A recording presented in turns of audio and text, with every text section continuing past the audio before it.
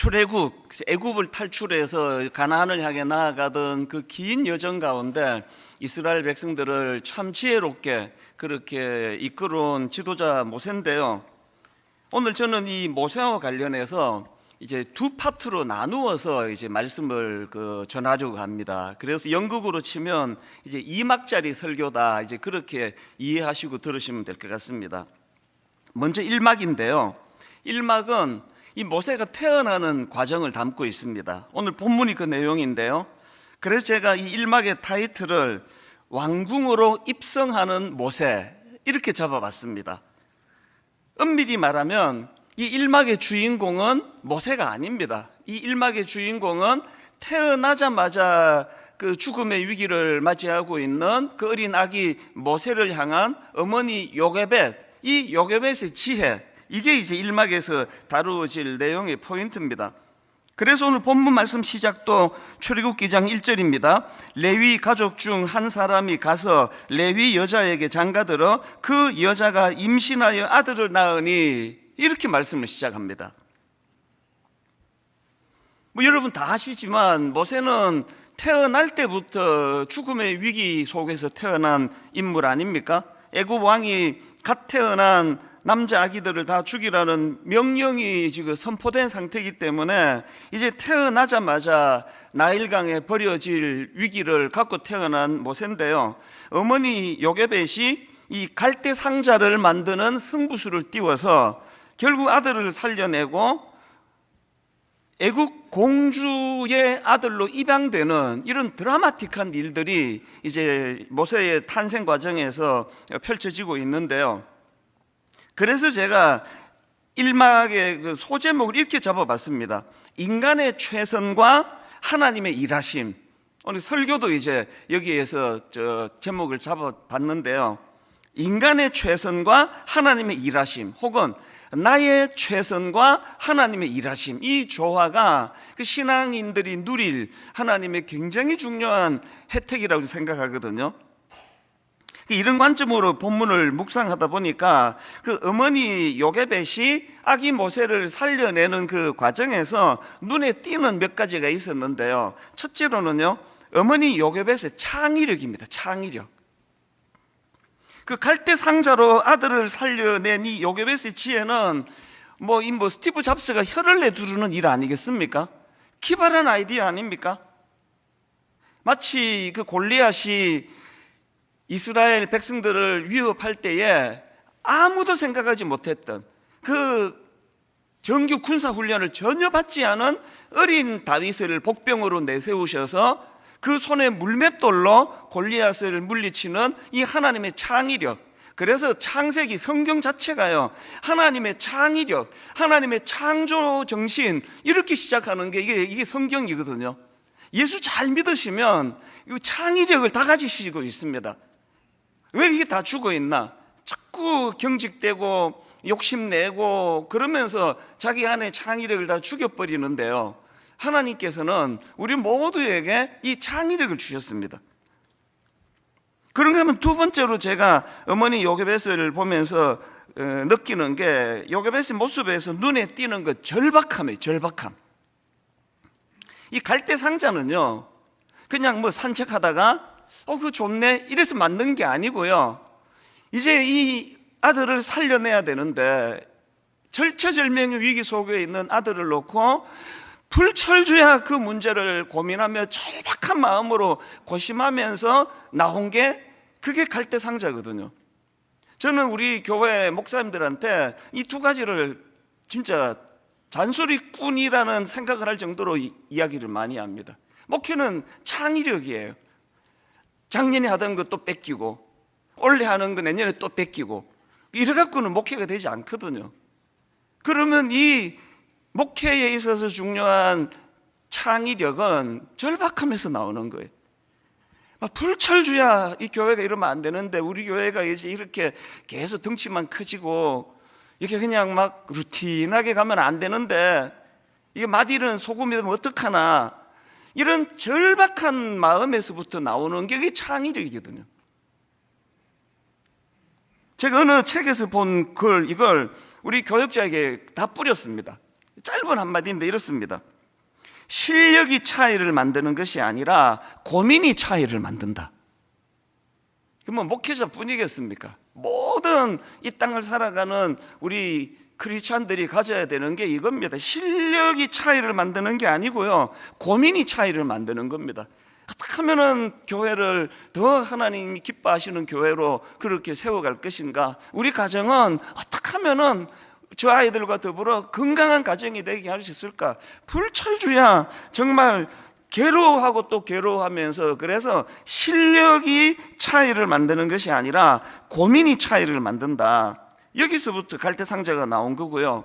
그런가 하면 또 한 가지, 요게벳이 만든 갈대상자는요, 모험 정신의 산물입니다.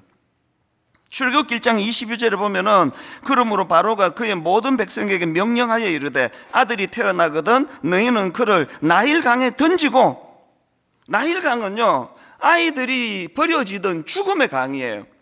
그런데 요게벳이 그 죽음의 강에 승부수를 던지잖아요. 생명의 갈대상자를 띄우는 거, 이게 그리스도인의 모습이라고 생각을 합니다. 그래서 저는 이 요게벳의 창의력, 절박함, 또 모험정신, 이 세 가지를 요게벳의 모습에서 제가 발견을 하는데, 이제 중요한 건 지금부터입니다. 그러면 요게벳에게 만들어진 이 창의력과 절박함과 모험정신은 어떻게 만들어진 거냐, 어디서 생겨난 거냐, 이런 정신들이 두 가지 원동력을 저는 발견하는데요. 여러분, 어머니 요게벳의 창의력과 절박함과 모험 정신은요, 두 가지 원동력 중에 첫 번째가 뭡니까? 무능한 자기 자신에 대한 자각에서부터 시작이 되는 겁니다. 본문 2절 3절 초반을 보십시오. 그 여자가 임신하여 아들을 낳으니 그가 잘생긴 것을 보고 석 달 동안 그를 숨겼으나 역부족이에요. 그 다음 3절, 더 숨길 수 없게 되매, 그래서 나온 게 갈대상자입니다.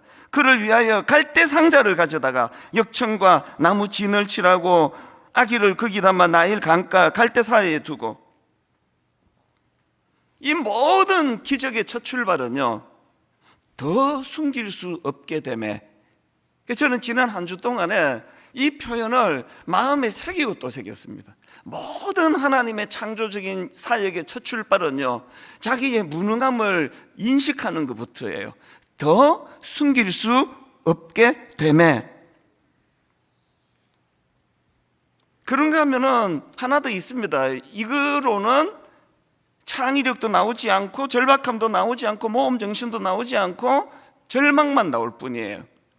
이 절망적인 무능한 자신에 대한 자각의 표현인 더 숨길 수 없게 됨에가 어떻게 창의력을 만들어내고 절박함을 만들어내고 모험정신을 만들어내느냐, 두 번째 요소를 요게벳이 갖고 있었기 때문이에요.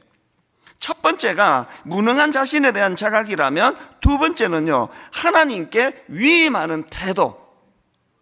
이 두 가지가 조화를 이루어서 창의력이 나오고 모험정신이 거기서 나오고 하나님 앞에 도전할 수 있는 마음들이 생기는 거거든요. 예전에 제가 한번 인용한 적이 있어요. 그때도 뭐 교회적으로 저에게 엄청난 위기를 맞고 있던 때였는데요. 그때 제가 요게벳의 노래라는 이 찬양을 제가 들려드리다가 막 울고 했던, 되게 창피했던 기억이 나요. 그 가사 기억하시는지 모르겠는데요, 제목이 요게벳의 노래입니다. 작은 갈대 상자 물이 새지 않도록 역청과 나무 진을 칠하네. 어떤 마음이었을까? 그녀의 두 눈엔 눈물이 흐르고 흘러 동그란 눈으로 엄마를 보고 있는 아이와 입을 맞추고 상자를 덮고 강가에 띄우며 간절히 기도했겠지. 정처 없이 강물에 흘러내려가는 그 상자를 보며 눈을 감아도 보이는 아이와 눈을 맞추며 주저앉아 눈물을 흘렸겠지. 그리고 그 다음 가사가 이렇습니다. 너의 삶의 참 주인, 너의 참 부모이신 하나님, 그 손에 너를 맡긴다. 너의 삶의 참 주인, 너를 이끄시는 주 하나님, 그 손에 너의 삶을 드린다. 제가 요즘 절박하게 기도하는 게 하나님 저를 AI처럼 만들어 주세요. 희로애락의 감정을 다 거두어 가주세요. 그래서 제가 절대로 예배 시간에 내 희로애락의 감정을 안 드러내려고 지금 애를 쓰는데 이번 주 기도가 좀 부족했던 것 같아요. 이런 어떤 인간적인 감정이 드러나지 않고 저는 로봇이 되기를 원해요. 타협 감아주면 열심히 설교하고, 그리고 역할이 끝나면 허튼짓하지 않고 멍하니 앉아 있다가 오늘 설교가, 오늘 예배가 그렇게 진행되기를 원합니다. 그러나 여러분, 제 마음에 담겨 있는 떠나가시는 분들에 대한 한마디 고백이 이거예요. 너의 삶의 참 주인, 너의 참 부모이신 하나님, 그 손에 너의 삶을 맡긴다. 오늘 그래서 이제 이런 내용을 제가 읽었거든요. 나에게 집중하면 절망이 보이고 하나님께 집중하면 희망이 보인다.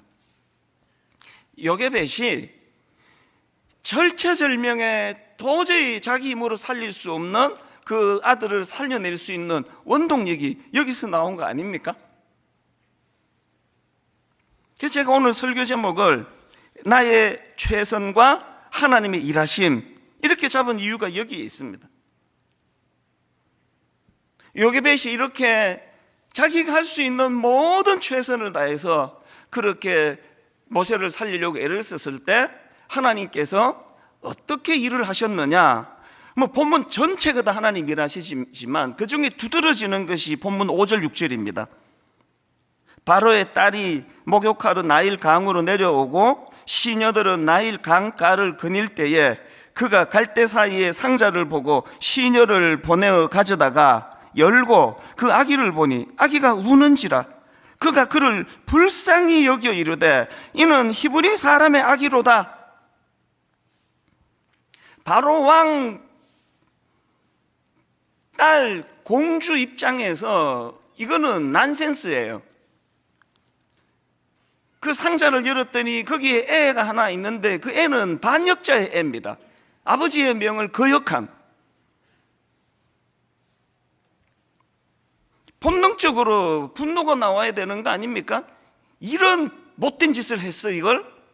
그런데 그 바로의 딸 공주가 그 아기가 불쌍하게 보이는 거예요. 여러 번 말씀드리잖아요. 부모 자녀 상대방이 불쌍해버리면 모든 게 다 해결이 돼요. 가정의 평안은요, 상대방이 불쌍해버리면 돼요.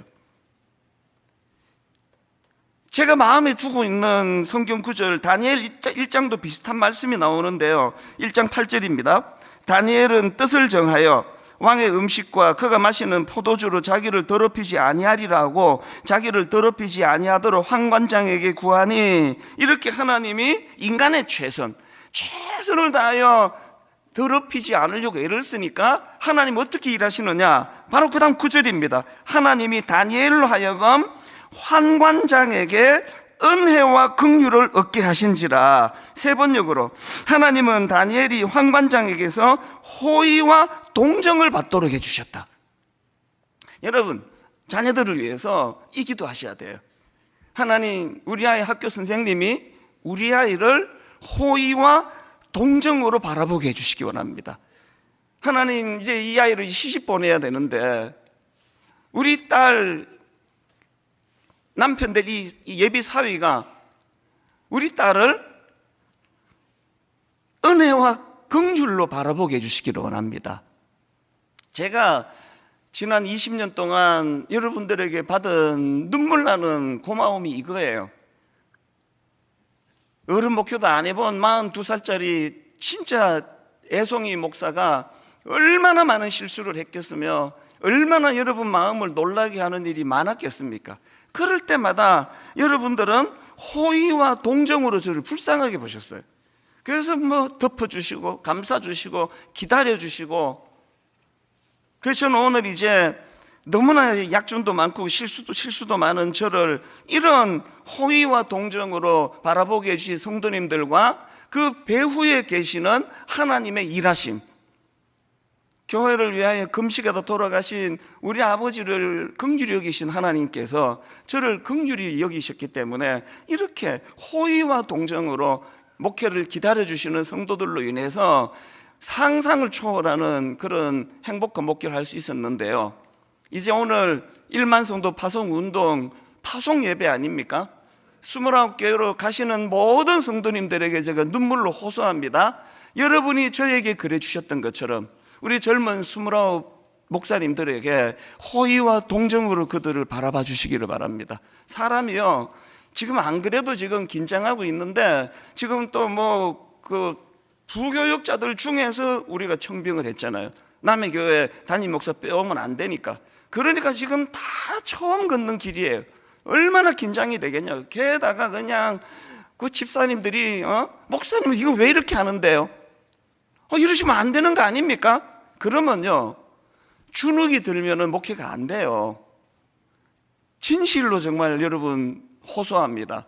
29 목사님들에게 호의와 동정으로 기다려주시고, 제가 29 목사님을 1년 반을, 그리고 뭐 제일 오래 저와 같이 사역한 목사님은 분당 우리 교회 18년 부교육자가 있습니다. 제가 저들을 다 지켜봤잖아요.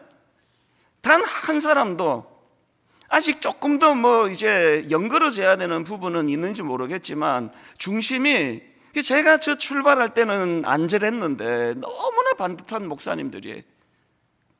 그래서 여러분, 교회가 부흥하려면은요, 피차간에 호의와 동정이 살아있는 교회예요. 가정이 살아나려면 서로에 대한 호의와 동정, 이게 하나님의 일하심입니다.